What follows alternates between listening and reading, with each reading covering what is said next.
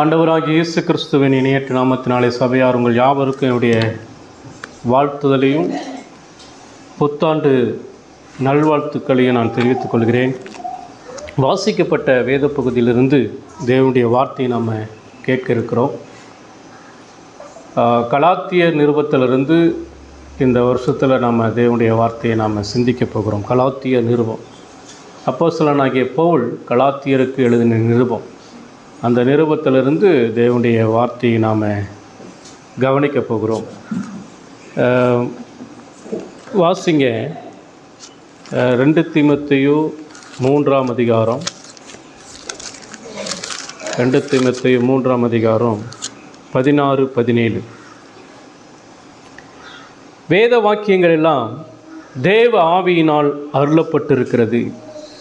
தேவனுடைய மனுஷன் தேறினவனாகவும் எந்த நற்கிரியும் செய்ய தகுதி உள்ளவனாகவும் இருக்கும்படியாக அவைகள் உபதேசத்திற்கும் கடிந்து கொள்ளுதலுக்கும் சீர்திருத்தலுக்கும் நீதியை படிப்பிக்குதலுக்கும் பிரயோஜனம் உள்ளவைகளாக இருக்கிறது. ஒவ்வொரு விசுவாசியும் இந்த வசனத்தை மனப்பாடம் பண்ணியிருக்கணும். வேத வாக்கியங்கள் அப்படின்னு சொன்னால் வேதம் முழுவதும் பரிசுத்த ஆவியினாலே நமக்கு அருளப்பட்டிருக்கிறது.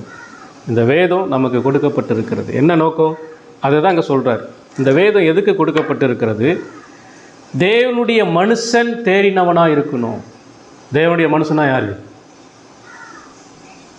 தேவனுடைய மனுஷனா யார்?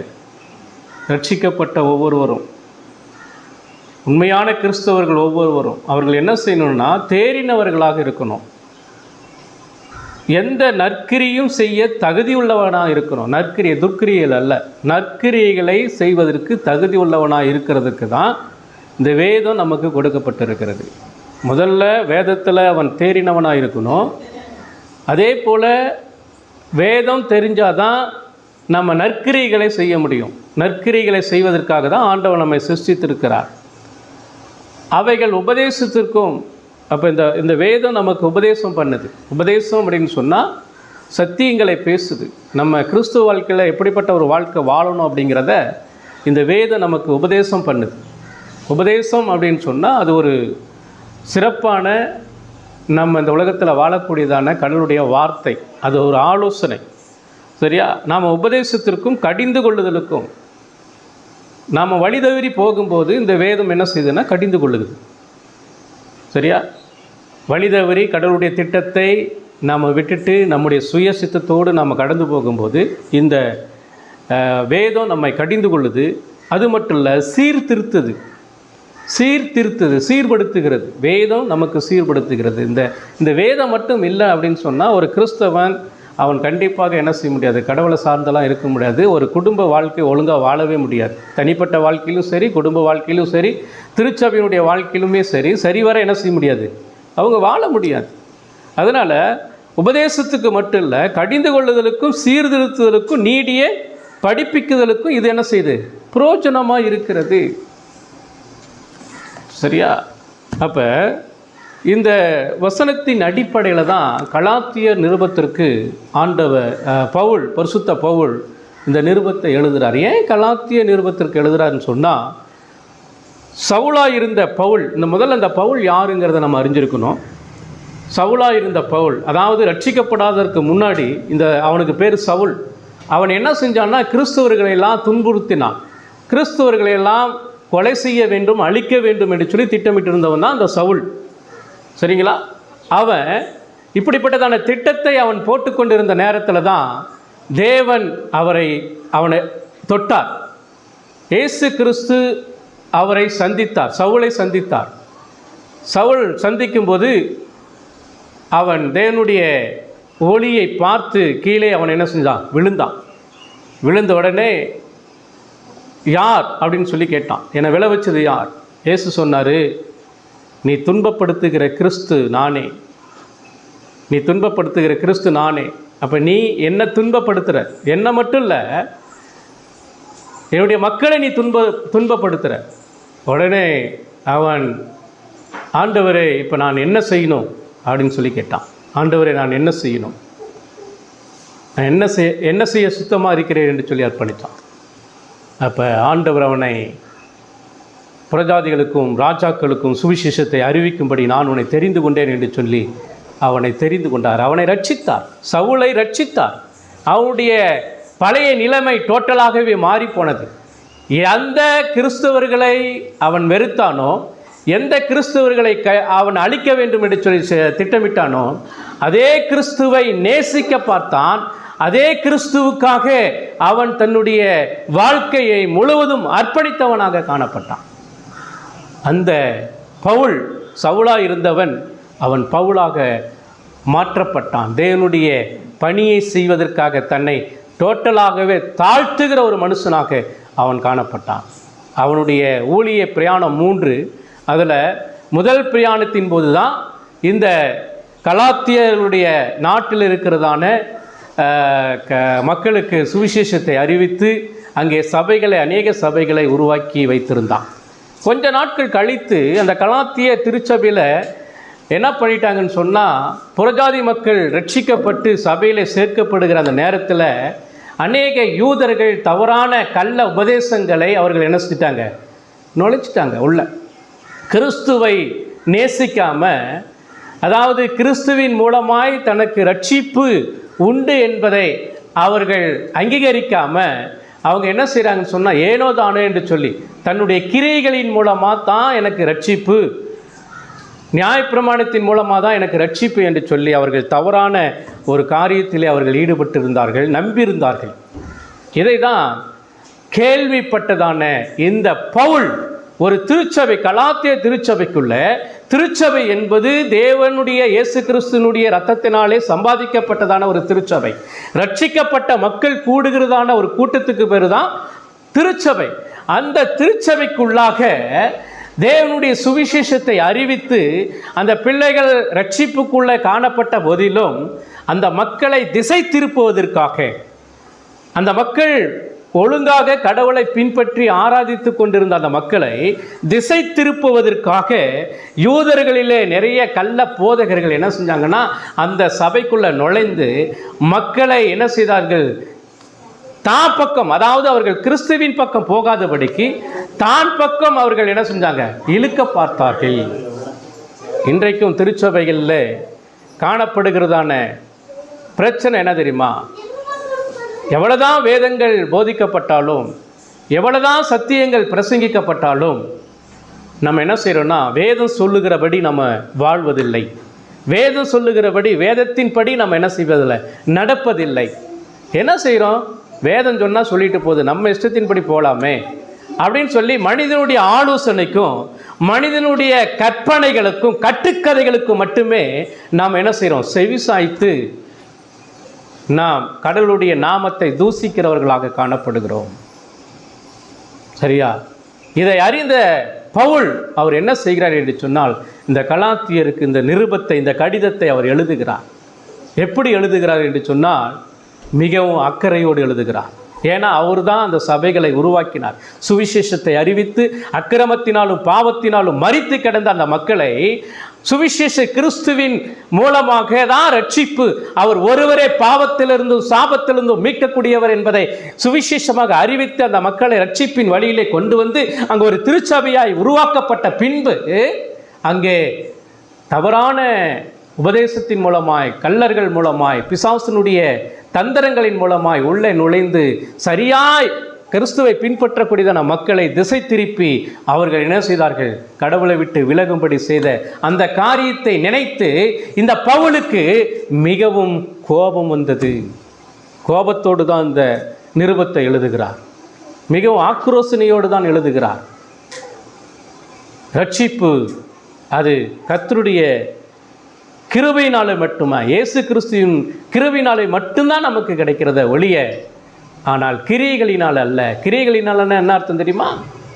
அதாவது நான் பாவத்திலிருந்து மீட்கப்படுவதற்கு என்னிடத்திலே நன்மைகள் இருக்கிறது, என்னால் மீட்டுக்கொள்ள, தன்னைத்தானே நான் மீட்டுக்கொள்ள முடியும். என்னுடைய தொடர்ச்சியான ஆராதனைக்கு வர்றதுனால, புரியுதா, தொடர்ச்சியாக நான் காணிக்கை கொடுக்கறதுனால, தொடர்ச்சியாக நான் ஊழியத்தை செய்கிறதுனால நான் ரட்சிக்கப்பட முடியும் என்று சொல்லி இன்றைக்கு அநேக கிறிஸ்தவர்கள் நம்பிக்கொண்டிருக்கிறார்கள். ஒரு விஷயத்தை நல்லா புரிஞ்சுக்கோங்க. நீங்கள் இங்கே வந்து கடவுளை ஆராதிக்கிறதுனால, நீங்கள் துதித்து பாடுகிறதுனால, காணிக்கை கொடுக்கறதுனால கடவுள் மகிமைப்படுவாரா? கடவுள் மகிமைப்படுவாரா? கடவுள் அவர் எப்பொழுதுமே மகிமை உடையவராக இருக்கிறார். அவர் எப்பொழுதுமே ஒரே மாதிரியாக தான் இருக்கிறார். 2000 எப்படி இருந்தாரோ அதே மாதிரி தான் இன்னைக்கு 2025 என்ன செய்கிறாரு? இருக்கிறார். அவருடைய குணாதிசயங்கள் ஒரு நாளும் மாறாது. அவர் வல்லமை உடையவர், அதே வல்லமை உடையவர் தான் இன்னைக்கு இருக்கிறார். அவர் பரிசுத்தம் உள்ளவர், அதே பரிசுத்தமுடையவராக தான் இன்றைக்கு இருக்கிறார். நம்ம தான் அடிக்கடி நம்ம என்ன செய்கிறோம்? மாறி போயிடுவோம். ஆனால் கடவுள் அவர் ஒரு நாளும் மாறாதவர். அவர் ஒரு நாளும் மாறாத தேவன்.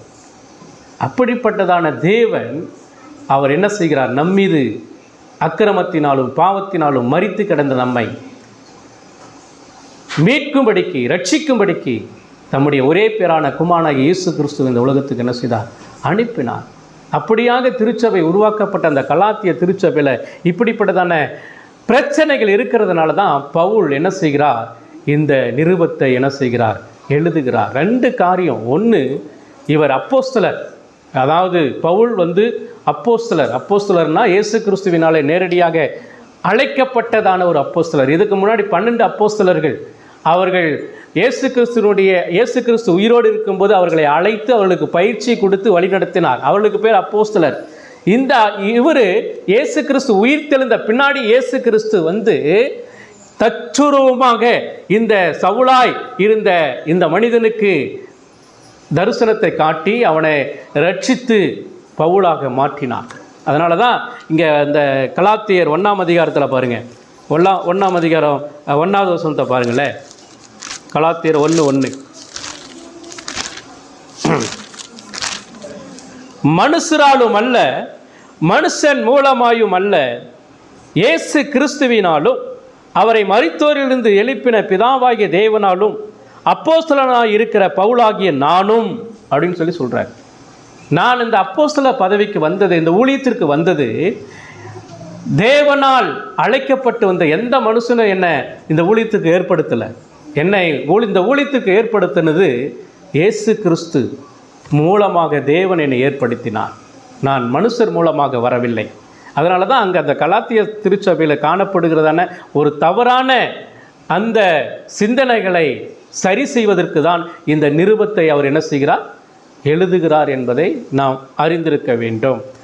சரி, இப்போ அந்த நிருபத்தினுடைய இந்த காரியம் என்ன, இந்த நிருபத்தினுடைய முக்கிய காரியம் என்ன அப்படிங்கிறத நம்ம 4வது வசனத்தில் நம்ம பார்க்கலாம். 4வது வசனம் என்ன சொல்லுதுன்னு சொன்னால், அவர் இந்த நிருபத்தை தொடங்கிட்டு, நான் வந்து தேவனால் அழைக்கப்பட்ட அப்போஸ்தலன், அது மட்டும் இல்லை, என்னோடு கூட இருக்கிற சகோதரர் எல்லாரும் கலாத்திய நாட்டு சபைகளுக்கு எழுதுகிறோம்.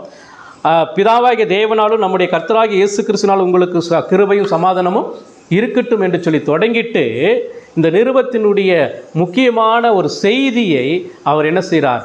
தொடங்குகிறார். முக்கியமான ஒரு செய்தியை தொடங்குகிறார். அது யாருடைய செய்தின்னு சொன்னால், பவுலுடைய தனிப்பட்ட செய்தி கிடையாது, மனிதனுடைய செய்தி கிடையாது. அது யாருடைய செய்தின்னா, ஆண்டவராகிய இயேசு கிறிஸ்துனுடைய செய்தி. அங்கே என்ன சொல்றாரு? அவர் நம்மை இப்பொழுது இருக்கிற பொல்லாத பிரபஞ்சத்தின் நின்று விடுவிக்கப்படும்படி நம்முடைய பிதாவாகிய தேவனுடைய சித்தத்தின்படியே நம்முடைய பாவங்களுக்காக தம்மை தாமே ஒப்பு கொடுத்தார். இந்த வார்த்தையை கவனிங்க. அதாவது அவர் எடுத்த உடனே வாழ்த்துதெல்லாம் சொல்லிட்டு, நான் யாருக்கு எழுதுகிற அந்த நிருபத்தை, அந்த கடிதத்தை என்ன எழுதுகிறேன் அப்படிங்கிறத அவர் தொடக்கத்திலே அவர் என்ன சொல்கிறாருன்னு சொன்னால், அவர் நம்மை இப்பொழுது இருக்கிற பொல்லாத பிரபஞ்சத்தின் நின்று விடுவிக்கப்படும்படி நம்முடைய பிதாவாகிய தேவனுடைய சித்தத்தின்படியே நம்முடைய பாவங்களுக்காக தம்மை தாமே ஒப்பு கொடுத்தார். பாருங்க, உங்களுடைய கிரியைகளினாலே நீங்க பாவத்திலிருந்து மீட்கப்பட முடியாது. நீங்க அதாவது நியாயப்பிரமாணத்தை கை கொள்வதின் மூலமாக, அதாவது ரெகுலராக நீங்கள் ஆராதனைக்கு வர்றதுனால, நீங்கள் காணிக்கை கொடுக்கறதுனால, நீங்கள் கடவுளுடைய ஆலயத்திலே ஒரு கிறிஸ்தவன் என்கிறதான அந்த ஒரு பெயரை நீங்கள் பெற்றதுனால, ஞானஸ்தானம் எடுத்ததுனால நீங்கள் என்ன செய்ய முடியாது? ரட்சிப்பை பெற முடியாது, கிருபையினால் மட்டும்தான், இயேசு கிறிஸ்துவினுடைய சிலுவை மரணத்தினால் மட்டும்தான் உங்களுக்கு ரட்சிப்பு என்பதை இங்கே திட்டவட்டமாக அவர் என்ன செய்கிறார்? ஆரம்பத்திலேயே அவர் ஆக்ரோஷனமாக அவர் என்ன செய்கிறார்? இந்த கடிதத்தை அவர் எழுதுகிறார். அப்போ இந்த 4வது வசனத்திலிருந்து தான் இன்றைக்கு ஒரு சில காரியத்தை நாம் என்ன செய்ய போகிறோம்? சிந்திக்க போகிறோம். சரியா? அப்போ இன்றைக்கு தலைப்பு என்னவென்று சொன்னால், கடவுளின் ரட்சிப்பின் திட்டம். கடவுளின் ரட்சிப்பின் திட்டம், இதுதான் தலைப்பு. கடவுளின் ரட்சிப்பின் திட்டம். இந்த ரட்சிப்பின் திட்டத்தை அறிவிப்பதற்கு தான் பவுல் என்ன செய்தார்? அவர் தேவனால் அழைக்கப்பட்டு, இயேசு கிறிஸ்துவினால் அழைக்கப்பட்டு, அவர் ரட்சிக்கப்பட்டு தேவனுடைய ஊழியத்தை செய்வதற்கு அவர் அப்போஸ்தலன் என்கிறதான பட்டத்தை பெற்று அவர் அநேக இடங்களிலே சுவிசேஷத்தை அறிவித்தார். இப்போ இதில் 4 காரியங்களை நம்ம பார்க்க முடியும். கடவுளின் ரட்சிப்பின் திட்டத்தை நம்ம அதனுடைய முக்கியத்துவத்தை நம்ம என்ன செய்ய வேண்டும்? அறிந்திருக்க வேண்டும். இந்த தலைப்பில் 4 காரியங்களை நம்ம சிந்திக்க போகிறோம். 1, இந்த ரட்சிப்பின் திட்டம் ஏன் தேவை? இந்த ரட்சிப்பின் திட்டம் ஏன் தேவை? 1. 2வது, இந்த ரட்சிப்பின் திட்டத்தினுடைய ஆரம்பம் எங்கே, எப்போது திட்டமிடப்பட்டது? இந்த ரட்சிப்பின் திட்டம் எப்போ திட்டமிடப்பட்டது? 3வது, இந்த மீட்பின் திட்டம் யாரால் நிறைவேற்றப்படப்பட்டது? அடுத்தது, இந்த மீட்பினுடைய திட்டம் அதனுடைய விளைவு என்ன என்கிறதான 4 காரியங்களை நாம் இந்த நாளிலே நாம் சிந்திக்க போகிறோம்.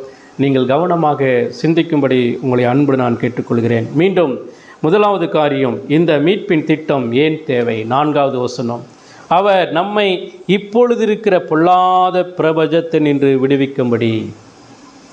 இந்த பொல்லாத பிரபஞ்சம்னா தெரியுதா உங்களுக்கு? பிரபஞ்சம் என்னது? இந்த பிரபஞ்சம் அப்படின்னா என்னது? இந்த உலகம். இந்த உலகத்திலிருந்து நம்மை விடுவிக்கப்படும்படிக்கு இயேசு கிறிஸ்து இந்த உலகத்துக்கு அவர் மனிதனாக வந்தார், அவதரித்தார். அப்போ ஒரு பாவியினுடைய தேவை என்ன என்பதை இங்கே சொல்லுகிறார்.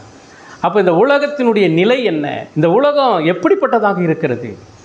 இந்த உலகத்தினுடைய ஞான அறிவு என்ன? அதாவது இந்த உலகத்தை குறித்ததான அந்த அறிவு நமக்கு என்ன என்ன என்ன இந்த உலகம் சொல்லுது? இந்த உலகத்தை பற்றி நம்ம என்ன அறிஞ்சிருக்கிறோம்? உலகத்தில் தான் நாம் வாழ்ந்து கொண்டு இருக்கிறோம். ஆனால் அந்த உலகத்தினுடைய நிலை என்ன? இப்பிரபஞ்சத்தில் இருந்து விடுவிக்கப்படும்படி தான் இரட்சகராக இயேசு கிறிஸ்து உனக்காக எனக்காக சிலுவையில் மரித்தார். சரிங்களா? அப்போ இந்த பிரபஞ்சத்தினுடைய நிலை என்ன என்பதை நாம் அறிந்திருக்க வேண்டும். இந்த பிரபஞ்சத்தில் எங்கு பார்த்தாலும் அக்கிரமங்களாலும் பாவங்களாலும் நிறையப்பட்டிருக்கிறது. இந்த உலகத்திலே ஆபத்து இருக்கிறது. ஒவ்வொரு மனிதனுக்கும் ஆபத்து இருக்கிறது. இந்த உலகத்திலே வாழ்ந்து கொண்டிருக்கிற ஒவ்வொரு மனிதனும் பாவத்தினாலே பிறந்திருக்கிறபடினாலே இந்த பாவத்தின் மூலமாக மரணம் மனிதனுடைய வாழ்க்கையை அழிப்பதற்கு அநேக தீமையான காரியங்கள் சூழ்ந்திருக்கிறது. எனவே தான் இந்த மக்களை நாம் என்ன செய்ய வேண்டும்? மீட்க வேண்டும் என்று சொல்லி தேவன் தம்முடைய குமாரனாகிய இயேசுவை இந்த உலகத்துக்கு அனுப்பினார். இந்த உலகத்தில் வாழ்ந்து கொண்டிருக்கிற ஒவ்வொருவருக்கும் ஆபத்து இருக்கிறது. ஒரு பாவியினுடைய தேவை என்ன தெரியுமா? அவன் பாவத்திலிருந்து மீட்கப்பட வேண்டும். ஏன்னா இந்த உலகம் பாவத்திற்குள்ளாக மூழ்கி கிடக்கிறது. ஒரு சில வசனத்தை பாருங்க.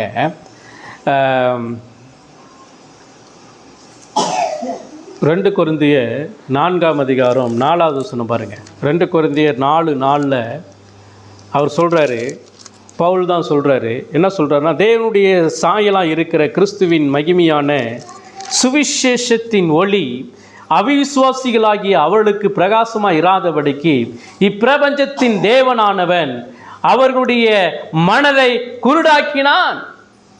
இந்த வசனம் என்ன சொல்லுது? நல்லா கவனிங்க. இந்த வசனம் என்ன சொல்லுதுன்னா, தேவனுடைய சாயலாக இருக்கிற கிறிஸ்துவின் சுவிசேஷம், மகிமையான சுவிசேஷத்தை அவிசுவாசிகள் பிரகாசமாக இராதபடிக்கு. கவனிங்க, சுவிசேஷம் என்பது கிறிஸ்துவுடையது. கிறிஸ்து இந்த உலகத்திலே பாவிகளை மீட்பதற்காக வந்த இரட்சகர். அவர் நம்முடைய பாவத்தை மீட்கப்பட வேண்டுமானால் அவர் சிலுவையிலே இரத்தம் சிந்தப்பட வேண்டும். அவருடைய இரத்தமே இல்லாமல் நமக்கு மீட்பு கிடையாது. ஒரு பாவிக்கு மிக மிக இந்த உலகத்திலே அவன் சமாதானத்தோடு சந்தோஷத்தோடு வாழ வேண்டுமானால் அவன் பாவத்திலிருந்து மீட்கப்பட வேண்டும். அவன் பாவத்திலிருந்து அவன் விடுவிக்கப்பட வேண்டும். இதுதான் ஒரு பாவியினுடைய முதல் தேவை. இன்னைக்கு அதை உணர்றதே கிடையாது. ஏன்னா இன்றைக்கு பிறக்கும் போதே குழந்தை பாவத்தில் தான் பிறக்குது, அக்கிரமத்தினால தான் பிறக்குது. அந்த பாவம் பிறக்கும் போதே அந்த குழந்தை பாவத்தில் பிறக்கிறதுனால அதை வளர வளர வளர பாவமும் என்ன செய்யுது, வளர்ந்து கொண்டே போகிறது. அதனுடைய முடிவு என்ன தெரியுமா? பாவத்தின் சம்பளம் மரணம். சரிங்களா? அப்ப இந்த சுவிசேஷத்தின் ஒளி, கிறிஸ்து வந்தார், சிலுவிலே மரித்தார், உயிர்த்தெழுந்தார், மீண்டும் வரப்போகிறார் என்கிறது தான் சுவிசேஷம். இந்த சுவிசேஷத்தின் ஒளி அநேக பாவிகளுக்கு பிரகாசமா இராதபடிக்கு இந்த உலகத்திலே இந்த பிரபஞ்சத்தினுடைய தேவனானவன் அவன் தான் பிசாசு. அவன் என்ன செய்கிறான்? அநேகருடைய மனதை குருடாக்கி கொண்டிருக்கிறான். அநேகருடைய மனதை குருடாக்கி கொண்டிருக்கிறான். மனது என்று சொன்னால் மனக்கண், மனசு. அந்த சரீர பிரகாரமான கண் இருக்குது, ஆனால் மனக்கண்ணுன்னு ஒன்று இருக்குது. அதுதான் ஆத்துமா. ஆத்துமா மரித்திருக்கிறது. அந்த மனக்கண் குருடாக்கப்பட்டு இருக்கிறது. அதனால தான் அவனுக்கு என்ன தெரியலன்னு சொன்னால், மெய்யான கடவுள் யார் என்பதை தெரியல, மெய்யான கடவுளுடைய குணாதிசயங்கள் என்ன என்பது தெரியல, மனிதன் யார் என்பது தெரியல, மனிதனுக்கும் கடவுளுக்கும் உறவு என்ன என்பது தெரியல. கடவுள் பரிசுத்தமானவர், மனிதன் பாவி. இவன் கண்டிப்பா ஒரு நாளும் கடவுளிடத்திலே போய் கடவுளுடைய ஆசீர்வாதங்களையும் நன்மையும் பாதுகாப்பையும் ஒரு நாளும் பெற்றுக்கொள்ள முடியாது என்பது இன்னைக்கு நிறைய பேருக்கு தெரியல. நிறைய பேருக்கு தெரியல மனிதனுடைய நிலை. அவன் என்ன நினைச்சிட்டு இருக்கிறான்னு சொன்னா, இந்த உலகத்தில் செம்மையாய் தோன்றுகிற வழிகள் உண்டு. அவன் என்ன நினைக்கிறான்னா, இந்த உலகத்தில் நான் சந்தோஷமா வாழணும், இருக்கிறத கொஞ்ச நாள் வாழ்ற, அதாவது மரிக்கிறதுக்குள்ளாக என்ன செய்யணும், எல்லாத்தையும் அனுபவிச்சுட்டு போயின்னு நினைக்கிறான். ஆனால் ஒரே ஒரு காரியம் என்ன தெரியுமா? அவனுடைய பாவ நிலை, ஆத்துமா செத்து போன ஒரு நிலையில் இருக்கிறது. எவ்வளோ பெரிய ஆபத்து தெரியுமா? இன்றைக்கு நிறைய பேர் இது உணர்றது கிடையாதுங்க, உணர்றதே கிடையாது. ரட்சிக்கப்பட்டு நம்ம சர்ச்சுக்கு வந்தாலும் கூட, ஆராதனைக்கு நம்ம வந்தாலும் கூட, கிறிஸ்தவனாய் வாழ்ந்தாலும் கூட, இன்னைக்கு நிறைய பேருக்கு என்ன தெரியலன்னு சொன்னால், பிசாசானவன் ஒருவன் இருக்கிறான், இந்த பிரபஞ்சத்தின் ஆளுகை செய்கிற ஒரு நபர் இருக்கிறான். அவன் என்ன செய்கிறான்? நம்மை கெடுத்து கடவுளிடத்திலே செல்லாதபடிக்கு நம்மை கெடுத்து நாசமாக்குகிறான் என்பதை இன்றைக்கு நிறைய பேர் உணர்றதில்லை. இன்னைக்கு இந்த கலாத்திய மக்கள், திருச்சபை மக்களும் கூட அப்படிதான்.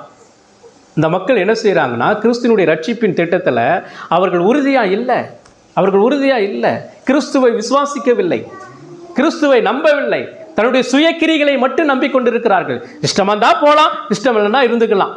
இஷ்டம் வந்தால் சர்ச்சுக்கு போகலாம், இஷ்டம் இல்லைன்னா இருந்துக்கலாம். இதெல்லாம் என்ன நினைக்கிறீங்க? இதெல்லாம் சுயக்கிரிகள். இப்போ கிறிஸ்துவை அவமதிக்கிறதான ஒரு காரியங்கள். அவன் பிசாசானவன் இப்படிப்பட்டதான மக்களை தூண்டி நாசமாக்கி கொண்டிருக்கிறான், நாசமாக்கி கொண்டிருக்கிறான். நல்லா புரிஞ்சுக்கோங்க. ஒரு பாவியை 2 பேர் ஆளணும். 2 பேர்த்தில் ஒருத்தர் தான் ஆள முடியும். ஒன்று அதாவது கிறிஸ்து ஆளணும், இல்லைன்னா சாத்தான் ஆளணும், பிசாசு ஆளணும். ஒன்று இருளுக்குள்ளே இருக்கணும், இல்லைன்னா வெளிச்சத்துக்குள்ளே இருக்கணும். வெளிச்சம் என்பது இயேசு கிறிஸ்துவை குறிக்கிறது, இருள் என்பது பிசாசை குறிக்கிறது. இப்போ ஒரு இடத்துல ரெண்டும் ஒன்றா இருக்க முடியாது. இருளும் வெளிச்சமும் ஒன்றாலாம் இருக்க முடியாது. நல்லா கவனிங்க, வெளிச்சமும் இருளும் ஒன்றாலாம் இருக்க முடியாது. ஒன்று வெளிச்சம் இருக்கணும், இல்லைன்னா இருள் இருக்கணும்.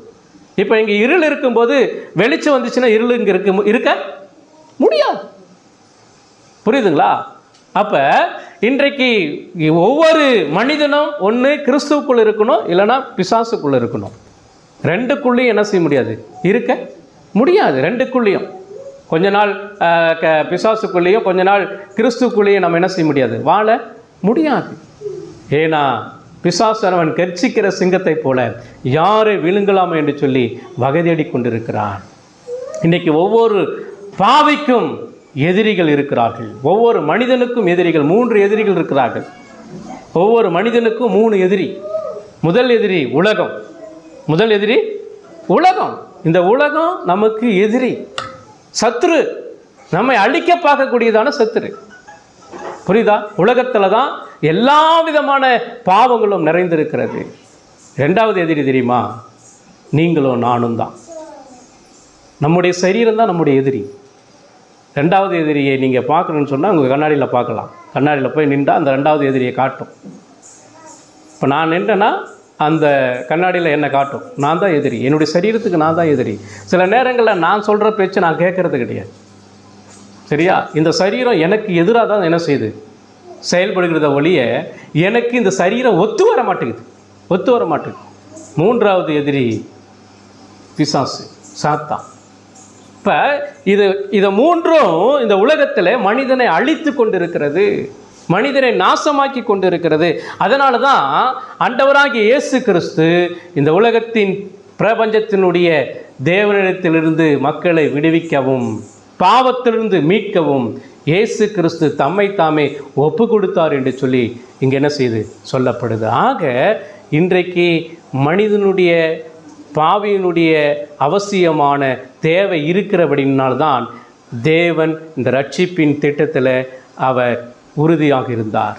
ரட்சிக்க வேண்டிய ஒரு கட்டாயம் என்ன செஞ்சிச்சு, ஏற்படுத்தப்பட்டது. சரிங்களா? இன்றைக்கி நிறைய பேர் தன்னுடைய வாழ்க்கையில் சீராக போக முடியல. இன்றைக்கி நிறைய பேர் அதாவது வேதம் சொல்லுகிறபடி வாழ முடியல. இன்றைக்கு நல்ல ஒரு எண்ணத்தோடு ஜீவிக்க முடியல. ஒரு இடத்துல ஒருவர் அன்பு காட்ட முடியல, ஒருவரை ஒருவர் நேசிக்க முடியல, ஒருவருக்கு ஒருவர் கீழ்ப்படிய முடியல. இன்றைக்கு பலவிதமான பாவ காரியங்கள் பெருகி கொண்டு இருக்கிறதுனோட காரணம் என்ன தெரியுமா? இந்த பிரபஞ்சத்தினுடைய பொல்லாத காரியங்களுக்கு நாம் அடிமைப்பட்டு இருக்கிறதுனால தான். எங்கே லூக்கா எழுதின சுவிசேஷம் 8ஆம் அதிகாரம் 14வது வசனத்தை பாருங்கள். லூக்கா 8ஆம் அதிகாரம் 14வது வசனம்.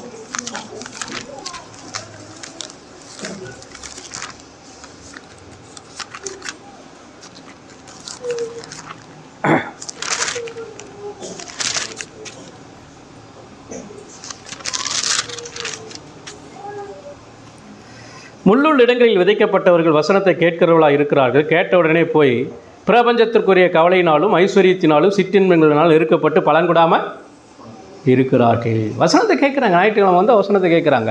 ஆனால் வசனத்தை கேட்டுட்டு போன உடனே என்ன செஞ்சுறாங்கன்னா வசனத்தை மறந்துடுறாங்க. வசனத்தை மறந்துட்டு என்ன செய்கிறாங்க?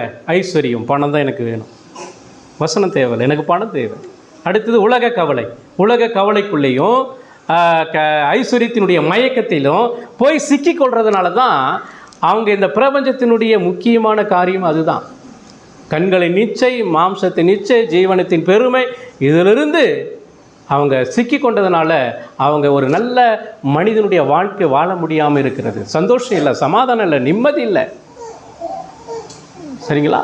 அப்போ இதனுடைய தேவை இருக்கிறதுனால தான் இந்த ரட்சிப்பின் திட்டத்தில் ஆண்டவர் மக்களை மீட்க வேண்டும் என்பதற்காக தான் மகிமையுள்ள சுவிசேஷத்தை அறிவிப்பதற்காக பவுலை தேவன் தெரிந்தெடுத்து அங்கே உலகத்துக்கு அனுப்பினார். அந்த கலாத்திய திருச்சபை உருவாக்கப்பட்டது. சரிங்களா? இரண்டாவது காரியம், இந்த மீட்பின் திட்டம் எப்போது திட்டமிடப்பட்டது அப்படின்னு சொல்லி பார்த்தோம்னா எபேசியருக்கு எழுதின நிருபம் 1ஆம் அதிகாரம் 4வது வசனம் பாருங்கள். எபேசியர் 1:4. தமக்கு முன்பாக, நல்ல கவனிங்க வசனத்தை, தமக்கு முன்பாக நாம் அன்பில் பரிசுத்தம் உள்ளவர்களும் குற்றமில்லாதவர்களுமாய் இருப்பதற்கு அவர் உலக தோற்றத்துக்கு முன்னே கிறிஸ்துவுக்குள் நம்மை தெரிந்து கொண்டார். சரிங்களா? அப்போ பாவத்தில் பிறந்த ஒவ்வொரு மனிதனையும் அவர் மீட்கும்படியான அந்த திட்டத்தை தேவன் எப்போ தீர்மானித்தார்னா உலகம் உண்டாவதற்கு முன்னாடி. உலகம் எப்போ உண்டாச்சு தெரியுமா? இந்த உலகம் எப்போ உண்டாச்சுன்னு தெரியுமா உங்களுக்கு? கிட்டத்தட்ட 6000 வருஷங்களுக்கு முன்பு. சரியா? அதற்கு முன்பே, உலகம் உண்டாவதற்கு முன்னாடியே பாவியான மனிதர்களாகிய உங்களையும் என்னையும் மீட்பதற்கு அவர் என்ன செய்தார்? திட்டமிட்டார். எவ்வளோ அருமையான கடவுள்! புரியுதா? அப்போ நம்ம யோசிக்கணும், சிந்திக்கணுங்க. நமக்கு முக்கியமான ஒரு தேவை என்ன தெரியுமா? அதாவது மரித்த மனுஷனுக்கு, அதாவது செத்துப்போன ஒரு மனுஷனுக்கு பிரியாணி வேணுமா, உயிர் வேணுமா? உயிர் இருந்தால் தான் பிரியாணியை சாப்பிட முடியும். சரியா? இன்றைக்கி மனுஷன் அதை யோசிக்கிறதில்ல. ஐயோ எனக்கு உயிர் வேணும், நான் பாவத்தில் செத்து போயிருக்கிறேங்க, என்னுடைய மனசு, என்னுடைய மனக்கண்கள் குருடாக்கப்பட்டு இருக்கிறது, எனக்கு இந்த கண்ணு தெரிய வேண்டும், மனக்கண்கள், அந்த ஆத்மா உயிர்ப்பிக்கப்பட வேண்டும் அப்படிங்கிறதான ஒரு முக்கியமான ஒரு தேவையை அவங்க உணர்றது கிடையாது. அதை விட்டுட்டு இந்த உலக பிரகாரமான வாழ்க்கைக்கு எப்பொழுதும் சந்தோஷமாக இருக்கலாம், எப்பொழுதும் நம்ம எந்த பிரச்சனையும் இல்லாமல் இருக்கணும் அப்படிங்கிறதான உலக பிரகாரமான வாழ்க்கைக்கு அதிக முக்கியத்துவத்தை கொடுத்து இன்றைக்கு மக்கள் அதிகமாய் வாழ்ந்து பாவத்தில் சிக்கி சின்னாப்பினமாக மாறிக்கொண்டிருக்கிற இந்த சூழ்நிலை இன்றைக்கு பெருகி கொண்டிருக்கிறது. ஆனால் தான் ஆண்டவர் இந்த திட்டத்தை உலக தோற்றத்துக்கு முன்னாடியே தீர்மானித்தார். இன்றைக்கு நீங்களும் நானும் இங்கே வந்து உக்காண்டிருக்கோம்ல, நீங்கள் உக்காண்டிருக்கீங்கள, இந்த காரியம் எப்போ திட்டமிடப்பட்டது? உலகம் உண்டாவதற்கு முன்னாடியே, உலகம் உண்டாவது 6000 வருஷங்களுக்கு முன்னாடியே உங்களையும் என்னையும் தெரிந்தெடுத்திருக்கிறார். உங்களையும் என்னையும் யாருக்குள்ளே தெரிந்தெடுத்தார்? கிறிஸ்து இயேசுவுக்குள்ளே தெரிந்தெடுத்தார். இதெல்லாம் அவருடைய பிளானுங்க, இது அவருடைய திட்டங்க. அதுதான் ரோமரில் பார்க்குறோம். ரோமர் 8ஆம் அதிகாரம் 29-30 பாருங்களேன். தம்முடைய குமாரன் அநேக சகோதரர்களுக்குள்ளே முதற் பேரானவராக இருக்கும் பொருட்டு தேவன் எவர்களை முன்னறிந்தாரோ அவர்களை தமது குமாரனுடைய சாயலுக்கு ஒப்பாயிருப்பதற்கு முன்குறித்திருக்கிறார். எவர்களை முன்குறித்தாரோ அவர்களை அழைத்திருக்கிறார். எவர்களை அழைத்தாரோ அவர்களை நீதிமான்களாக்கி இருக்கிறார். எவர்களை நீதிமான்களாக்கினாரோ அவர்களை மகிமைப்படுத்தியும் இருக்கிறார். இல்லைங்களா? இது ஆண்டருடைய அநாதி தீர்மானம். இந்த ரட்சிப்பின் திட்டத்தில் ஒரு பாவியை மீட்க வேண்டும், பாவத்திலிருந்து மீட்க வேண்டும், அவன் தேவனுடைய கோபத்திலிருந்து மீட்க வேண்டும், அவன் நித்திய நரகத்திலிருந்து மீட்கப்பட வேண்டும். நல்லா கவனிங்க, ஒரு பாவி எதில் சிக்கி கொண்டு இருக்கிறான் தெரியுமா? ஒன்று, தேவனுடைய கோபத்தில் சிக்கி கொண்டு இருக்கிறான். யாரெல்லாம் பாவம் செய்கிறானோ அவெல்லாம் தேவனுக்கு முன்னாடி நிற்க முடியாது. தேவன் அவன் மீது கோபமாக இருக்கிறான். அவருடைய கோபம் பற்றி எரியும். அவருடைய கோபத்தை, மனித கோபத்துக்கு முன்னாடி நாம் நின்றலாம், ஆனால் தேவ கோபத்துக்கு முன்னாடி நிற்க முடியாது. யாரெல்லாம் பாவம் செய்கிறாள், பாவம்னா என்னன்னு தெரியுமா உங்களுக்கு? பாவம்னு சொல்கிறோம். பாவம்னா என்னன்னு தெரியுமா? தேவனுடைய கட்டளையை மீறுவது பாவம், நியாயப்பிரமாணத்தை மீறுவது பாவம், கடவுள் எதிர்பார்க்கிற விதமாய் நாம் வாழாமல் இருப்பது பாவம். 10 கட்டளைகள் சொல்லப்படுது இல்லையா? அந்த 10 கட்டளைகளின்படி நம்ம வாழலைன்னா அது பாவம். என்னையின்றி வேறொரு கடவுள் இல்லை. சரியா? அவரை தான் வணங்கணும். அவரை தவிர நான் வேறு யாராவது வணங்கணும்னா அது பாவம். மேலே வானத்திலும் கீழே பூமியிலும் எந்த சொரூபத்தையும் நமஸ்கரிக்கக்கூடாது. சூரியனை வணங்கக்கூடாது. புரியுதா? படைப்புகளை வணங்கக்கூடாது. அது பாவம். அந்த பாவம் நம்மளை சும்மா விடாதுங்க. கர்த்தருடைய நாமத்தை வீணிலே வணங்கக்கூடாது, கெடுக்கக்கூடாது. 6 நாள் வேலை செய்யணும், 7வது நாள் கர்த்தருடைய நாள். அந்த நாளில் கடவுளை ஆராதிக்கணும்.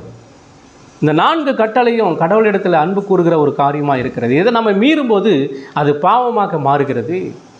அது மட்டும் இல்லை, 5லிருந்து 10 வரைக்கும் கொடுக்கப்பட்ட அந்த கட்டளை என்ன சொல்லுது அப்படின்னு சொன்னால், உன் தாயும் தகப்பனையும் கனம் பண்ணி, கொலை செய்யாதிருப்பாயாக, விபச்சாரம் செய்யாதிருப்பாயாக, களவு செய்யாதிருப்பாயாக. அது மட்டும் இல்லை, பொய்ச்சாட்சி சொல்லாதிருப்பாயாக, பிறனுக்கு விரோதமாய் மற்றவனுடைய பொருளை இச்சியாதிருப்பாயாக. இந்த காரியங்கள் எல்லாமே மனிதனுக்கு செய்ய வேண்டியதான காரியங்கள், மனிதனோடு நம்ம காணப்படுகிறதான உறவு. புரியுதுங்களா? இதை நம்ம மீறும்போது தான் நாம் பாவியாக இருக்கிறோம். அந்த பாவத்தினுடைய விளைவு தான் மரணம். மரணம் மரணம் பாவத்தின் சம்பளம் மரணம். சரியா? எந்த நேரத்தில் என்ன வேணும் அதை மீட்பதற்கு தான் ஆண்டவராகிய இயேசு கிறிஸ்து வந்தார். அவர் திட்டமிட்டார். உலகத் தோற்றத்துக்கு முன்னாடியே திட்டமிட்டார். அந்த திட்டத்தின்படி தான் அவர் என்ன செய்கிறார்? உங்களையும் என்னையும் ரட்சிக்கிறார். எபேசியர் 2ஆம் அதிகாரம் 10வது வசனம் பாருங்கள். எபேசியர் 2ஆம் அதிகாரம் 10வது வசனம். ஏனெனில் நற்கிரியைகளை செய்கிறதற்கு நாம் கிறிஸ்து இயேசுக்குள் சிருஷ்டிக்கப்பட்டு, நல்லா கவனிங்க, நற்கிரியைகளை செய்வதற்கு நாம் இயேசு கிறிஸ்துவுக்குள் சிருஷ்டிக்கப்பட்டு தேவனுடைய செய்கையாக இருக்கிறோம். அவைகளில் நாம் நடக்கும்படி அவர் முன்னதாக அவைகளை ஆயத்தம் பண்ணியிருந்தார். முன்னதாகவே அவர் ஆயத்தம் பண்ணியிருந்தார். நம்மளை எதற்கு முன்னாடியே அவர் திட்டமிட்டிருந்தார்? நம்மை தெரிந்தெடுக்கும்படி, பாவத்திலும் அக்கிரமத்திலும் பயங்கரமான உளையான அந்த சேற்றிலே சிக்கி கொண்டிருக்கிற நம்மை மீட்கும்படியாக அவர் உலகத் தோற்றத்துக்கு முன்னாடி திட்டமிட்டு தம்முடைய குமாரனாகிய இயேசுவை இந்த உலகத்துக்கு அனுப்பினார். கிறிஸ்துவுக்குள்ளே தெரிந்தெடுக்கிற விஷயம், தெரிந்தெடுத்தல். இன்றைக்கி எத்தனையோ பேருக்கு கிறிஸ்துவை அறிவிக்கப்படுகிறது. இன்றைக்கு எத்தனையோ பேருக்கு சுவிசேஷம் அறிவிக்கப்படுகிறது. ஆனால் இன்றைக்கி நிறைய பேர் வரலையே. ஆனால் இன்றைக்கி நீங்களும் நானும் இங்கே அமர்ந்திருக்கிறோன்னு சொன்னால் இது ஆண்டவருடைய தெரிந்து கொள்ளுதல். நீங்களும் நானும் ஆண்டவரை தெரிந்து கொள்ளலை, அவர் தான் நம்மை தெரிந்து எடுத்திருக்கிறார். எப்போ தெரிந்தெடுத்தா? உலக தோற்றத்துக்கு முன்னாடியே தெரிந்தெடுத்துட்டார். அவருடைய தெரிந்தெடுப்பிலிருந்து நீங்களும் நானும் தப்பிக்கவே முடியாது. புரியுதுங்களா? எதுக்கு தெரிந்தெடுத்தார்? நற்கிரியைகளை செய்வதற்காக. ஏன்னா அந்த உலகம் எங்கே பார்த்தாலும் துர்க்கிரியைகளாக காணப்படுகிறது. எங்கே பார்த்தாலும் தீமையாக தான் இருக்கிறது, நன்மை இல்லை. சரிங்களா? அநீதி, நீதி கிடையாது, அநீதி தான் இருக்கிறது. எங்கே பார்த்தாலும் லஞ்சம், எங்கே பார்த்தாலும் பொய், எங்கே பார்த்தாலும் பொறாமை, எங்கே பார்த்தாலும் பழி வாங்குறதான ஒரு எண்ணங்கள், இப்படியாக இந்த உலகம் நிறைந்திருக்கிறது. இந்த உலகம் அப்படிப்பட்டதான இருளுக்குள்ளே நிறைந்த, துர்க்குறிகளுக்குள்ளே நிறைந்த அந்த உலகத்திற்குள்ளே தான் நற்கிரிகளை செய்வதற்கு தான் உங்களையும் என்ன செஞ்சார்? அவர் தெரிஞ்செடுத்தார். இது எப்போ ஆயத்தம் பண்ணப்பட்டது? முன்னாடியே ஆயத்தம் பண்ணப்பட்டது. முன்னாடியே ஆயத்தம் பண்ணப்பட்டது.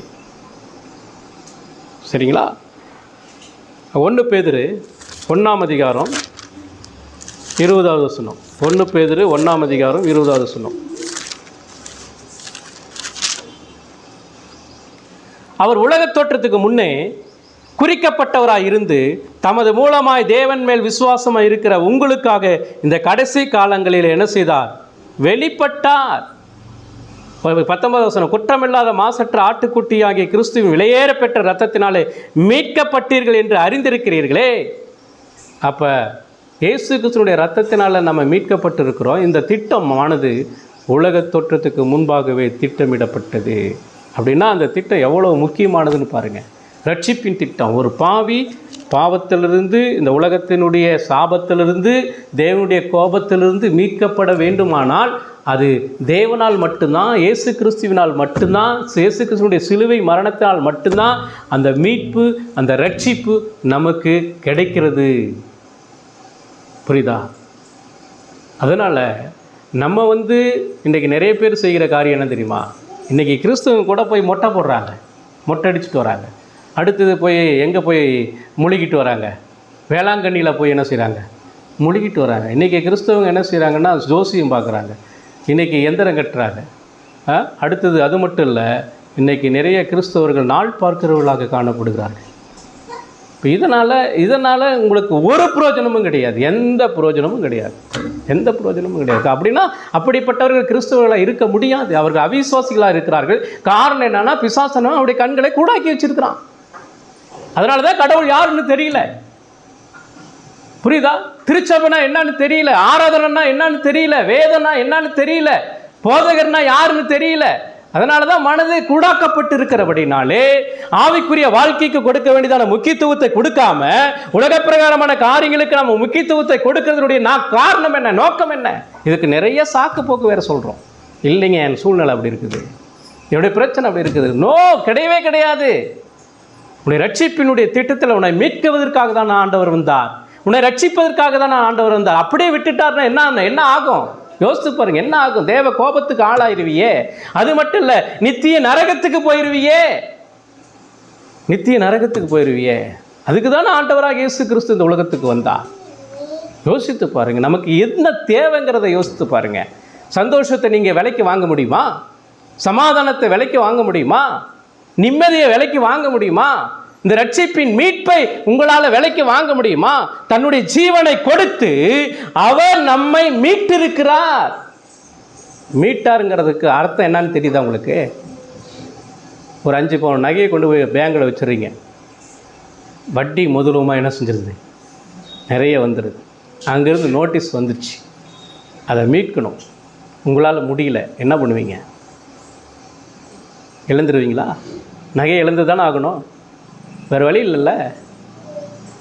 பக்கத்தில் இருக்கிற ஒருத்தர் உங்களுடைய பணத்தை, அதாவது நீங்கள் கட்ட வேண்டிய பணத்தை அவர் கட்டி அதை மீட்கிறார். மீட்டு உங்களுக்கு என்ன செய்கிறாரு? கொடுக்கிறார். இதை தான் இயேசு கிறிஸ்து செய்தார்.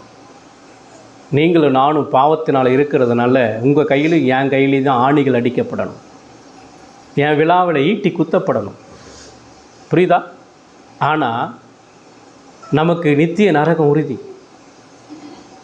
ஆண்டவராக இயேசு கிறிஸ்து மனிதனாக இந்த உலகத்துக்கு வந்து நீங்களும் நானும் அடைய வேண்டிய தண்டனையை அவர் அடைஞ்சதுனால தான் உங்களுக்கும் எனக்கு விடுதலை. இதுதான் ரட்சிப்பு, இதுதான் மீட்பு. அதற்கு தான் இயேசு கிறிஸ்து வந்தார். வேற யாரும் உங்களையும் என்னை மீட்பதற்கு யாரும் வரல இந்த உலகத்துக்கு. மீட்கவும் முடியாது, யாராலையும் மீட்க முடியாது. ரத்த சிந்துதல் இல்லாமல் பாவ மன்னிப்பு கிடையாது. இயேசுவை தவிர சிலுவையில் யார் ரத்த சிந்துறது சொல்லுங்க பார்ப்போம். கோடி கோடி கணக்கில் கடவுள் என்று சொல்லி வணங்கி கொண்டு இருக்கிறாங்க இல்லையா? இயேசுவை தவிர இந்த உலகத்தில் வேற எந்த தேவர்கள் சிலுவையில் ரத்தம் சிந்தினாங்க? கிடையாது. இயேசுவை தவிர வேற யாருமே கிடையாது. அவர் தான் கடவுள். புரியுதுங்களா? அவர் தான் கடவுள். அவருடைய ரத்தம் தான். அவர் பரிசுத்தர், அவர் பாவி அல்ல. இந்த உலகத்தில் அவரை தவிர மற்ற எல்லாருமே பாவிகள், எல்லாருமே பாவிகள். இந்த திட்டம் உலக தோற்றத்துக்கு முன்னாடியே பிதாவினால் திட்டமிடப்பட்டது. இயேசு கிறிஸ்துவினுடைய சிலுவை மரணத்தின் மூலமாய் திட்டமிடப்பட்டது. பரிசுத்த ஆவியானவர் மூலமாய் திட்டமிடப்பட்டது. இந்த திரித்துவ தேவன் அவர் என்ன செய்கிறார்? இந்த 3 ஆழ்த்தத்துவத்தின் மூலமாக ஒரு மனிதனை மீட்பதற்கு அவர் உலகத் தோற்றத்துக்கு முன்னாடியே அவர் திட்டமிட்டிருந்தார். மூன்றாவது, முதல்ல பார்த்தோம் இந்த மீட்பின் திட்டம், ரட்சிப்பின் திட்டம் ஏன் அவசியம், இந்த ரட்சிப்பின் திட்டத்தை எப்பொழுது திட்டமிட்டப்பட்டது. மூணாவது, இந்த ரட்சிப்பின் திட்டம் எப்படி நிறைவேற்றப்பட்டது. இந்த திட்டம் எப்போ நிறைவேற்றப்பட்டது? வாசிங்க, எபேசியருக்கு எழுதின நிருபம் 5ஆம் அதிகாரம் 2வது வசனம். எபேசியர் 5:2. கிறிஸ்து நமக்காக தம்மை தேவனுக்கு சுகந்த வாசனையாக காணிக்கையாகவும் பலியாகவும் ஒப்பு கொடுத்து நம்மில் அன்பு கூர்ந்தது போல நீங்களும் அன்பிலே நடந்து கொள்ளுங்கள். கிறிஸ்து நமக்காக தம்மை தேவனுக்கு சுகந்த வாசனையான காணிக்கையாகவும் பலியாகவும் ஒப்பு கொடுத்தார். இப்போ நல்லா கவனிங்க, இந்த திட்டத்தை நிறைவேற்றுவதற்கு தான் இயேசு கிறிஸ்து பிதாவோடு சமமாக இருந்த தேவன் அவர் இந்த பூமிக்கு என்ன செய்தார்? வந்தார். பிதாவானவர் தம்முடைய குமாரனாகிய இயேசுவை இந்த உலகத்துக்கு அனுப்பினார். அவர் வந்தார், தேவன் மனிதனாக வந்தார். அவர் வந்து தான் என்ன செய்தான்னு சொன்னால், பரிசுத்தமான கடவுளுக்கும் பாவியான மனிதனுக்கும் நிறைய பிரிவினைகள் இருக்கிறது. இந்த பாவி ஒரு நாளும் தேவனிடத்தில் சேர முடியாது. தேவன் இந்த பாவியை வெறுக்கிறார். ஆனால் ஒரு காரியம், 2 பேர்த்தையும் என்ன செய்யணும்? இணைக்கணும். 2 பேரையும் இணைக்கணும். இதுதான் பிதாவுடைய திட்டத்தினுடைய முக்கியத்துவம், உண்மையான காரியம். இது யார் செய்ய முடியும்? மனுஷனால் இதை செய்ய முடியுமா? பாவி செத்து போன இந்த பாவி, பாவத்தில் மரித்து போன அதாவது ஆத்மாவில் செத்து போன இந்த பாவி எந்த விதத்தில் இவன் தன்னைத்தானே கடவுளிடத்தில் வந்து சேர முடியும்? ஒரு நாளும் முடியாது, ஒரு நாளும் முடியாது. அல்லது இன்னொரு மனிதன் செய்ய முடியுமா? அவனும் செத்து போன நிலையில் இருக்கிறான், அவனும் வர முடியாது. புரியுதா? ஆனால் கவனிங்க, இந்த மனிதனுக்கு உயிர் வேண்டும், இந்த மனிதன் பிழைக்க வேண்டும், இந்த மனிதன் நிலைத்திருக்க வேண்டும், உயிரோடு கடவுளுடைய நற்காரியங்களை செய்ய வேண்டும் என்பதற்காக தேவன் என்ன செஞ்சார்னா, தம்முடைய குமாரனை தேவன் என்கிறதான அந்த ஸ்தானத்திலிருந்து மனிதன்கிற அந்த ஸ்தானத்துக்கு இந்த உலகத்துக்கு என்ன செஞ்சார்? அனுப்பினார். அவர் வந்து தான் என்ன செஞ்சார்னா, மனிதனை இந்த பாவமுள்ள அந்த மனிதனை அவனை சரி செய்வதற்காக தான் என்ன செஞ்சார்னா, அவன் அடைய வேண்டிய தண்டனையை இவர் சிலுவையிலே அடைஞ்சார். இப்போ இவனுக்கு செய்ய வேண்டியதை இவர் என்ன செஞ்சிட்டாரு? செய்து முடிச்சிட்டார். இப்போ இவன் என்ன செஞ்சிட்டான்னா, இவனுக்கு பதில் கிறிஸ்து என்ன செஞ்சிட்டாரு? சிலுவையிலே மறிச்சிட்டார். இவன் அடைய வேண்டிய தண்டனை இயேசு கிறிஸ்து அடைஞ்சிட்டார். இவனுக்காக பதிலாளாக அவர் என்ன செஞ்சிட்டார்? பலியாயிட்டார். இப்போ பலியாகி என்ன ஆகிப்போச்சுன்னா, இப்போ அவன் நீதிமானாக்கப்பட்டு இருக்கிறான். அவனுடைய பாவம், அவனுடைய குற்றம் நீங்கப்பட்டாச்சு. இனி ஏன்னா அதனுடைய தண்டனை யார் எடுத்துக்கிட்டது? இயேசு கிறிஸ்து எடுத்துக்கிட்டாரு. எடுத்ததுனால அவன் இப்போ நீதிமானாக்கப்பட்டுக்கிட்டான். இப்போ ஆண்டவர் அவனை பார்க்கும்போது எப்படி பார்க்குறாரு தெரியுமா? முன்ன பாவியாய் பார்த்தாரு, இப்போ அவனை பரிசுத்த ஒரு மனுஷனாக பார்க்குறார். யாருக்குள்ள? கிறிஸ்துவுக்குள்ள. அவனை யார் பரிசுத்தமாக்குனது? இயேசு கிறிஸ்து. அவர் சிந்தின ரத்தத்தின் மூலமாய் அவன் பரிசுத்தமாக்கப்பட்டான். இப்போ தேவன் அவனை பார்க்கும்போது எப்படி பார்க்குறாரு என்று சொன்னால், பரிசுத்தம் உள்ளவனாக பார்க்குறார். இப்போ அவனை கையை பிடிச்சி அழைத்து கொண்டு இயேசு கிறிஸ்து நேராக என்ன செய்கிறாரு? தேவனுடைய கையையும் இந்த பாவியுடைய கையையும் இணைக்கிறார். இதுதான் கிறிஸ்துவனுடைய நிறைவேறுதல். எவ்வளோ மேன்மையான ஆண்டவர் நம்முடைய ஆண்டவராக இயேசு கிறிஸ்து. இதை யார் செய்ய முடியும்? உன் கணவன் செய்ய முடியாது, உன் மனைவி செய்ய முடியாது, அல்லது இந்த உலகத்தில் உயர்ந்த படிப்பாளியும் பெரிய அந்தஸ்தில் இருக்கிறதான அல்லது பெரிய அரசியல்வாதி யாரும் ஒருவரும் செய்ய முடியாது இயேசுவை தவிர. இது அவர் மட்டும்தான் நிறைவேற்றினார். எவ்வளோ பெரிய பாக்கியம்! இன்றைக்கி அதை உணர்றோமா பிரியமானவர்களே? அதை உணர்றோமா? அவர் மட்டும் வரல அப்படின்னு சொன்னால், உங்களுக்காக எனக்காக ரத்தத்தை சிந்தலைன்னு சொன்னால், இன்றைக்கு எப்படி நீங்களும் நானும் இங்கே ஜீவனோடு அமர்ந்திருக்க முடியும்? எவ்வளோ பெரிய வல்லமை உள்ள தேவன் இல்லை? அவர் நமக்காக, அவர் நம்ம அடைய வேண்டிய தண்டனையை அவர் அடைந்தார். எப்படி அடைஞ்சால் தெரியுமா? 33 வருஷம் இந்த உலகத்தில் கடவுள் மனிதனாக வாழ முடியுமாங்க? நம்மை போலவே அவர் வாழ்ந்தாருங்க. நம்ம எப்படி தூங்குறோமோ அதே போல் தூங்கினார். நம்ம எப்படி சாப்பிட்டோமோ அதே மாதிரி சாப்பிட்டாரு. கடவுள் அப்படி சாப்பிட்டாரு. ஆனால் ஒரு விஷயம், நம்ம பாவம் செய்வோம். ஆனால் அவர் 33 வருஷம் வாழ்ந்த ஒரு சின்ன பாவம் கூட செய்யலை. மனிதனாய் வாழ்ந்தோம், அவர் ஒரு சின்ன பாவம் கூட செய்யலை. அப்படி பாவம் செய்திருப்பாரானால் அவர் சிலுவைக்கு போயிருக்க முடியாது, நமக்கு மீட்பு கிடைச்சிருக்க முடியாது. புரியுதா? ஒருவேளை அவர் பாவம் செய்திருப்பாரானால் கண்டிப்பாக அவரும் என்னோட சேர்ந்து நித்திய நரகத்துக்கு தான் வரணும். அப்படிப்பட்டதான ஆண்டவராக இயேசு கிறிஸ்து, அவரால் மட்டும்தான் இந்த ரட்சிப்பின் திட்டத்தை நிறைவேற்ற முடிஞ்சது. வேறு யாராலும் நிறைவேற்ற முடியாது. நீ எத்தனை நாள் உபவாசம் பண்ணாலும் சரியா, எந்த மனிதனும் ரட்சிப்பை கொடுக்க முடியாது. ரட்சிப்பு கர்த்தருடையது. அவர்தான் ஒருவனை இழுத்து கொள்ள வேண்டும். அவன் ஒருவனை இழுத்து கொள்ளாவிட்டால் ஒருவனும் தானாக என்ன செய்ய முடியாது, வர முடியாது. புரியுதா? எந்த மனிதனாலும் பாவியாகி ஒரு மனிதனை பரிசுத்தமான தேவனிடத்தில் இணைக்க முடியாதுங்க. இதுதாங்க ரட்சிப்பின் திட்டம். அதற்காக தான் மத்தியஸ்தராகிய இயேசு கிறிஸ்து இந்த உலகத்துக்கு வந்தார். இயேசு கிறிஸ்து இந்த உலகத்துக்கு வந்தார். 4வது காரியம், இந்த ரட்சிப்பின் திட்டத்தின் விளைவு என்ன? இயேசு கிறிஸ்து நிறைவேற்றினார். அவர் வந்தார், மரித்தார், அடக்கம் பண்ணப்பட்டார், 3ஆம் நாள் உயிரோடு எழுந்தார், பரலோகத்துக்கு என்ன செஞ்சிட்டார்? போயிட்டார். இப்போ 5வது வசனம் பாருங்கள். கலாத்தியர் 1ஆம் அதிகாரம் 5வது வசனம். கலாத்தியர் 1ஆம் அதிகாரம் 5வது வசனம். அவருக்கு என்றென்றைக்கும் உள்ள சதா காலங்களிலும் மகிமை உண்டாவதாக. ஆமேன். யாருக்கு மகிமை? யாருக்கு மகிமை? பிதாவுக்கு, தேவனுக்கு மகிமை. தேவனுக்கு மகிமை. ரட்சிப்பின் திட்டத்தில் இங்கே பாருங்கள், அவர் வந்தார், மரித்தார், உங்களுடைய பாவத்துக்காக, என்னுடைய பாவத்துக்காக மரித்தார். அவர் பரலோகத்துக்கு போயிருக்கிறார். பிதாவினுடைய வலது பரிசுத்தில் உங்களுக்காக எனக்காக இன்னும் பரிந்து பேசி கொண்டு இருக்கிறார். மீண்டும் வரப்போகிறார். எப்போ வருவார் தெரியாது. அதற்குள்ள நீங்களும் நானும் கிறிஸ்துவை விசுவாசித்து, ஆண்டவரே நான் பாவி, என்னுடைய பாவத்துக்காக இயேசு கிறிஸ்து மரித்திருக்கிறதுனால அவருடைய இரத்தத்தினால மட்டும்தான் எனக்கு பாவ மன்னிப்பையும் மீட்பும் சமாதானமும் சந்தோஷமும் இருக்குது. ஆண்டவரே என்னுடைய பாவத்தை மன்னிங்க, இயேசு எனக்கு வேண்டும் என்று சொல்லி யாரெல்லாம் கேட்கிறார்களோ அவர்களுக்கெல்லாம் ஆண்டவர் என்ன செய்கிறார்? பாவ மன்னிப்பையும் ரட்சிப்பையும் கொடுத்து தன்னுடைய பிள்ளையாக ஆண்டவர் என்ன செய்கிறாரு? மாற்றுகிறார். அப்படி மாற்றும்போது அவங்க என்ன செய்வாங்க தெரியுமா? கடவுளோடு, தேவனுடைய பிள்ளை என்கிறதான அந்த உறவை பற்றி கொள்ளுகிறார்கள். முன்ன அனாதையாக இருந்தாங்க, திக்கற்றவர்களாக இருந்தாங்க, உதவி இல்லாமல் இருந்தாங்க. சரியா? ஆத்மா மரித்த நிலையில் இருக்கிறது. தேவனுடைய ஆசீர்வாதம் இல்லை, தேவனுடைய நன்மை இல்லை, தேவனுடைய கிருபை இல்லை. இப்போ ஆண்டவருடைய கிறிஸ்துவின் மூலமாக அவர்கள் மீட்கப்பட்ட உடனே அவர்கள் தேவனுடைய பிள்ளை, அப்பா பிதாவே என்று சொல்லி கூப்பிடப்படுகிற புத்திர சுவிகாரத்தை பெற்றுக்கொண்டு இப்போ தேவனிடத்திலே சமாதானத்தை பெற்றிருக்கிறார்கள். இதுதான் தேவனுடைய மகிமை. மகிமைனா என்னங்க மகிமைனா என்ன? யார் மகிமைப்பட்டது? இயேசு கிறிஸ்து சிலுவையில் மீட்பின் திட்டத்தை நிறைவேற்றியதன் மூலமாக பிதாவானவர் மகிமைப்பட்டார். பிதாவானவருக்கு தான் மகிமை. இன்னைக்கு நீங்களும் நானும் அவருக்கு மகிமை எப்படி மகிமை செலுத்த முடியும்? எப்படி மகிமை செலுத்த முடியும் சொல்லுங்கள்? பிதாவை மகிமைப்படுத்த வேண்டும் என்று சொன்னால், தேவனை நீங்களும் நானும் மகிமைப்படுத்த வேண்டுமானால் இயேசு கிறிஸ்து என்ன செய்தாரோ அதே மாதிரி நாமளும் என்ன செய்யணும். சிலுவையில் அறையணும் அப்படிங்கிறது நாமளும் சிலுவையில் அறையணும் அப்படி கிடையாது. பிதாவினுடைய கட்டளைகளுக்கு அவர் கீழ்ப்படிந்தார். அதே போல் கிறிஸ்துனுடைய கட்டளைகளுக்கு நீங்களும் நான் என்ன செய்யணும்? கீழ்ப்படிய வேண்டும். இதுதான் பிதாவுக்கு செலுத்தக்கூடியதான மகிமை. புரியுதா?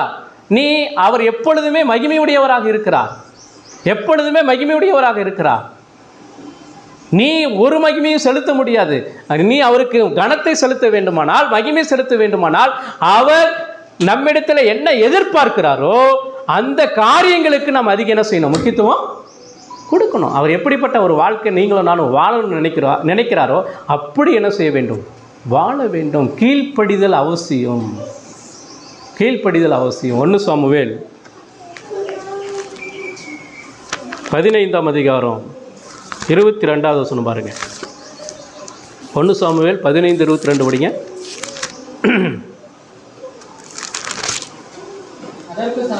அதற்கு சாமுவேல்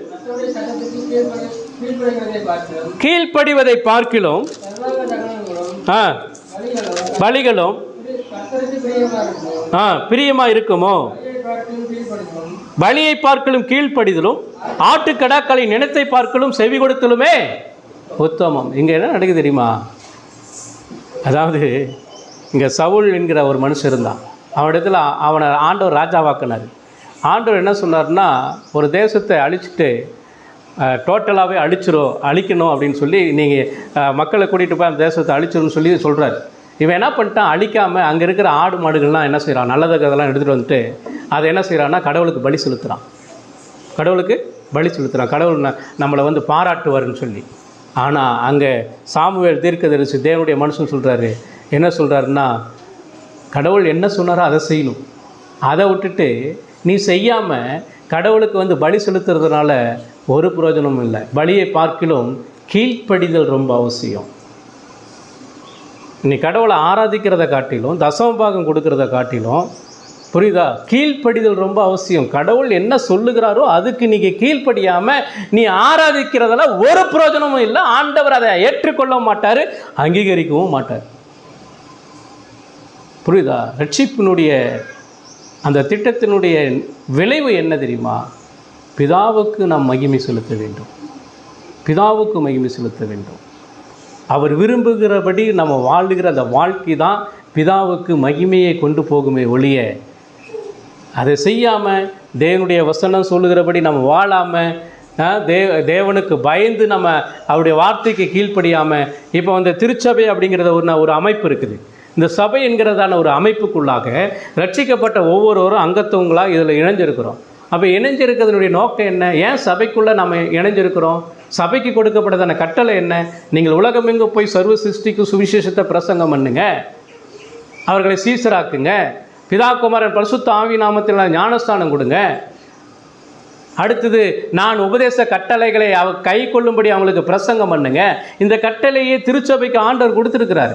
சபையில் இருக்கிற ஒவ்வொரு விசுவாசியும் செய்ய வேண்டியதான கட்டளைகள்.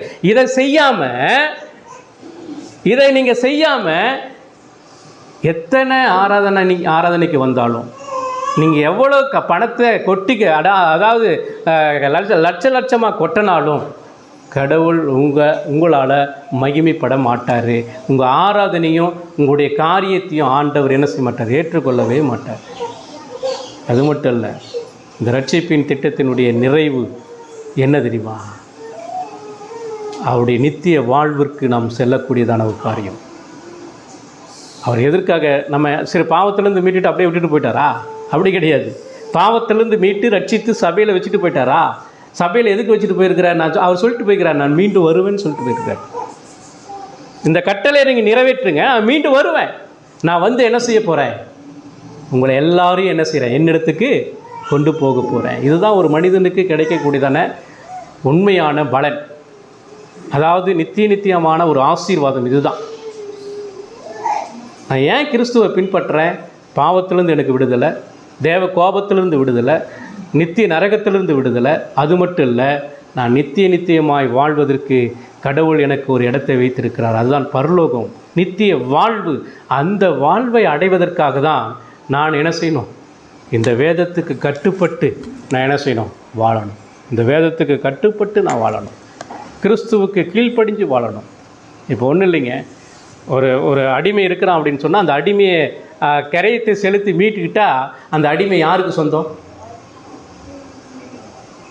யாருக்கு சொந்தம்? ஒரு அடிமை பாவத்துக்கு ஒரு அடிமை இருக்கிறான்னு வச்சுக்கோங்களேன், அல்லது பண்ணையத்துக்கு ஒருத்தன் வந்து ஒரு பல வருஷத்துக்கு அடிமையாக இருக்கிறான்னு வச்சுக்கோங்களேன். அந்த அடிமையை அவனுடைய கிரயத்தை செலுத்திட்டு அந்த அடிமையை மீட்டு கொண்டு அந்த அடிமை யாருக்கு சொந்தம்? யார் கிரயத்தை கொடுத்து மீட்டாங்களோ அந்த நபருக்கு அந்த அடிமை சொந்தம். இன்றைக்கி நீங்களும் நானும் பாவத்துக்கும் உலகத்துக்கும் பிசாசுக்கும் அடிமையாக இருந்தோம். இயேசு கிறிஸ்து நம்ம மீட்டிருக்கிறாரு. நம்ம யாருக்கு அடிமை? கிறிஸ்துவுக்கு அடிமை. இப்போ கிறிஸ்துவுக்கு அடிமைனா என்னங்க? அடிமைனா என்ன சொல்லுங்கள்? அடிமைனா என்ன? கிறிஸ்து சொல்வதற்கு அத்தனைக்கும் என்ன செய்யணும்? கீழ்ப்படியணும். எதிர்த்தெல்லாம் பேசக்கூடாது. மீறலாம் முடியாது, மீறவே முடியாது, எதிர்த்து பேச முடியாது.